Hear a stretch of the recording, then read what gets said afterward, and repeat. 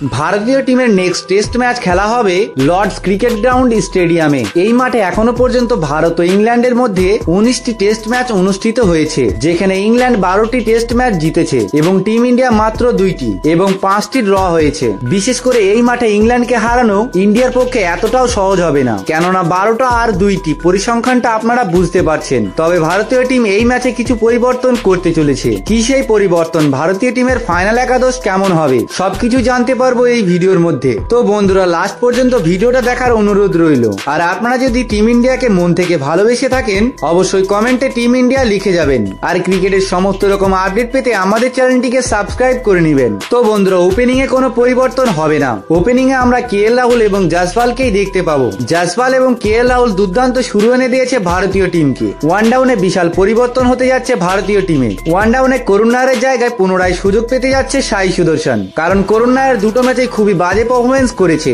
পরবর্তী ম্যাচে আবারও সুযোগ পাবে সাই সুদর্শন। টু ডাউনে থাকবে ভারতীয় টিমের অধিনায়ক শুভমান গিল, যার ব্যাটিং পারফরমেন্স নিয়ে যাই বলবো অনেক কম বলা হবে, কারণ 4টে ইনিংসে দুর্দান্ত ব্যাটিং করেছে শুভমান গিল। থ্রি ডাউনে থাকবে ভারতীয় টিমের ভাইস ক্যাপ্টেন এবং বিধ্বংসী ব্যাটার ঋষভ পান্ত, যিনি ব্যাটিং করতে আসলে দুটো টিমেরই প্রেসার বেড়ে যায়, কেননা কখন কি করবে সেটা কেউ জানে না। কখনো এসে প্রথম বল থেকে অ্যাটাকিং ক্রিকেট খেলতে শুরু করে বা কখনো ডিফেন্সিং ভাবে খেলে। বর্তমানে টেস্ট ক্রিকেটে ভারতের সব থেকে নির্ভরযোগ্য ব্যাটার বলা চলে ঋষভ পান্তকে। ফোর্থ ডাউনে থাকবে নীতিশ কুমার রেড্ডি। অস্ট্রেলিয়ায় দুর্দান্ত পারফরমেন্স করেছিল, তাই তাকে পরবর্তী ম্যাচে আবার একটা সুযোগ দিয়ে দেখবে। ফিফথ ডাউনে থাকবে নির্ভরযোগ্য অলরাউন্ডার রবীন্দ্র জাদেজা, যিনি আগের ম্যাচে উইকেট না পেলেও ব্যাটিং এ ভালো যোগদান দিয়েছিলেন। সিক্স ডাউনে থাকবে আরেক অলরাউন্ডার ওয়াশিংটন সুন্দর। এবারে বোলিং ডিপার্টমেন্টে থাকবে প্রসিদ্ধ কৃষ্ণার জায়গায় জাসপ্রীত বুমরা। জাসপ্রীত বুমরাকে আগের ম্যাচে রেস্ট দেওয়া হয়েছিল এবং প্রসিদ্ধ কৃষ্ণার বাজে পারফরমেন্সের কারণে পরবর্তী ম্যাচে প্রসিদ্ধ কৃষ্ণার জায়গায় পুনরায় সুযোগ পাবে জাসপ্রীত বুমরা। আর থাকছে মোহাম্মদ সিরাজ এবং আকাশদীপ, যারা আগের ম্যাচে ভারতীয় টিমের ম্যাচ জেতার পিছনে ছিল